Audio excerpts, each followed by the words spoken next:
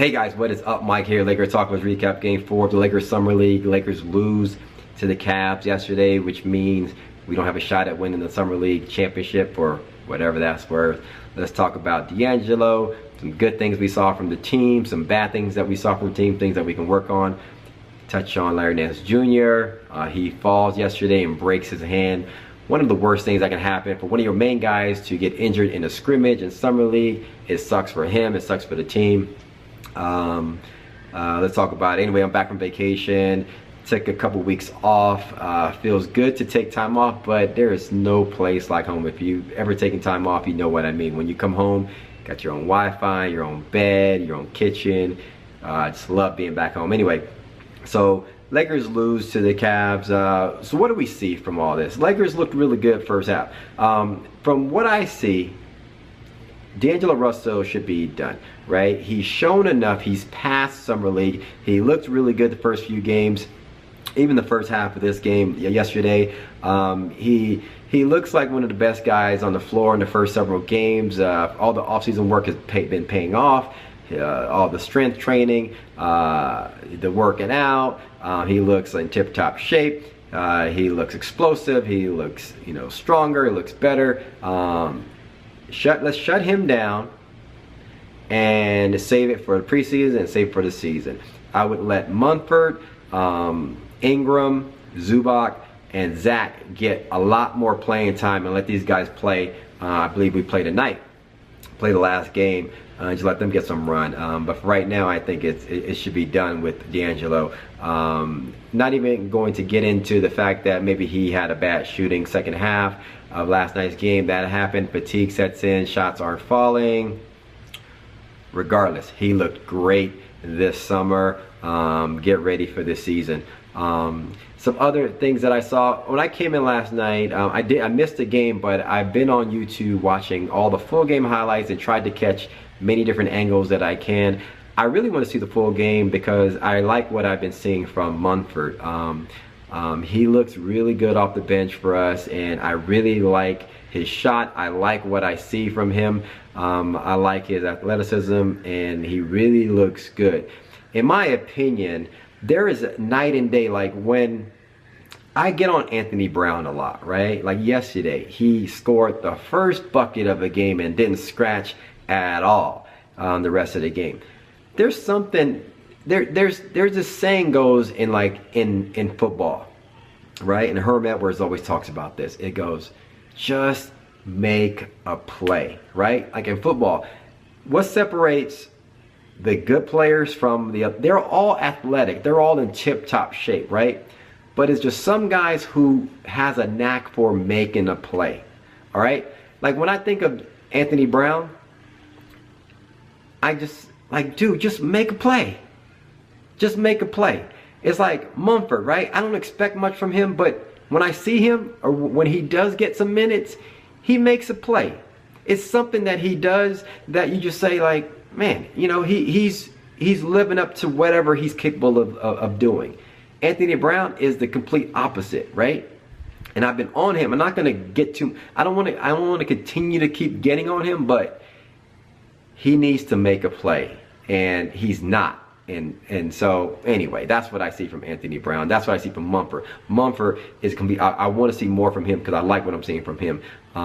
But Lakers played well first half. Bench came in, helped us build the lead, took the lead to the halftime. Second half, we coasted, right? From what I see from the, and you can really see it from the highlights, is like a lot of guys weren't boxing out, a lot of guys weren't rebounding, a lot of guys weren't getting after it defensively, and that's actually understandable. There's a combination of several things: momentum switch. You getting lackadaisical, getting out of rhythm, losing focus on what you should be doing. The other team getting hot. Now you got guys like McRae and Felder on the Cavs, who are two guys who don't want to get bounced around. They're fighting for their lives, in my opinion. They're fighting for a steady roster spot on the team, and they were balling out, right? So they're balling out. The Lakers missing shots, and then you're getting out of whack. In my opinion, I don't mind it right now. I want us to watch the film. I don't want D'Angelo, because when you watch the highlights, you see D'Angelo kind of like really like giving up on the defensive end. I don't mind it because when you're getting after it defensively, when you're reaching, when you're scrapping, when you're moving, and when you're fighting around picks, you could get injured, right? You can break a finger, you can, you know, pull something in your shoulder, bang, whatever, right? I'm gonna give it to him. You shut it down right now. Watch the film, learn from it, and use it in the season and preseason and things like that. But right now, you can see that we kind of like coasted and we kind of gave up. Foot off the gas, the other team got hot, they took the lead, and that's what happens. Larry Nance Jr. When I first saw the highlights of yesterday's game, I saw something, and maybe it was the baggy jersey that he was wearing. Maybe it was the fatigue that set in, that I saw him jump and I saw him kind of land awkwardly.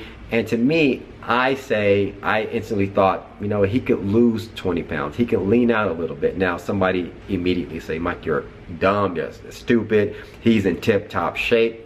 My point is this. Losing 20 pounds is nothing that you can really see from the physical eye. I'm 6'1". I've weighed 208 several times. When I lean out, I get to 188. Okay, so I've lost 20 pounds several times. It's night and day. To the casual eye, you can't tell, right? You don't really know what I mean unless you've been 20 pounds overweight and you've leaned out. You know the huge difference that it is on your body, right? So when I see Larry Nance Jr., if he's going to be a high fly act, if he's going to be skying from the free throw line, in my opinion, from what I saw, and it could be the baggy jersey, it could be fatigue, but what I saw, it looked like he could lean out. Now, he has a body type sort of like mine. You don't see it in his arms and his legs. You put on weight really around your waist, your butt, and your thighs. So for him to lose 20 pounds, you wouldn't even see it, but his body could tell, right? It would be less taxing on his body. And you know he has a history with knee issues and things like that. So if he's going to continue to sky high and be this high fly act, he should lean out, in my opinion. It also, if you lean out, you're going to be able to fall more gracefully, right? You see yesterday he falls hard because either he was fatigued or, you know, he's a little bit heavier than what he should be.